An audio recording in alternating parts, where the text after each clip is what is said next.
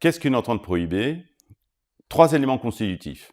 Une entente prohibée, c'est une collusion qui peut prendre la forme d'un accord, d'une décision d'association d'entreprise ou d'une pratique concertée entre plusieurs entreprises, une condition de pluralité d'entreprises, qui a pour objet ou pour effet d'entraîner une restriction de concurrence sur le marché.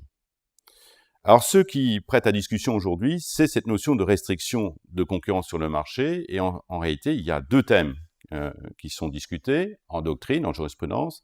C'est celui de la restriction par objet et celui de la restriction sensible.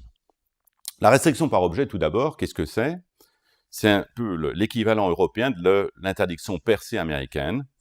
Une restriction par objet, c'est une restriction qui est tellement évidente qu'elle sera prohibée indépendamment d'une analyse de marché. Cette restriction par objet a été définie pour la première fois par la Commission européenne dans sa communication sur l'application de l'article 101, paragraphe 3. 3 éléments de définition.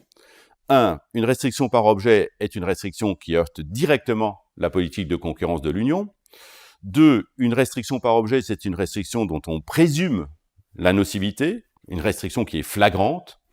3. Une restriction par objet, c'est une restriction dont on déduit le caractère nocif de la pratique, de l'expérience. C'est-à-dire que si l'on constate qu'une restriction, le plus souvent, est prohibée, on finira par dire « je n'ai même pas besoin de vérifier qu'elle est prohibée, dès que je constate ce comportement sur le marché, la prohibition en découle ».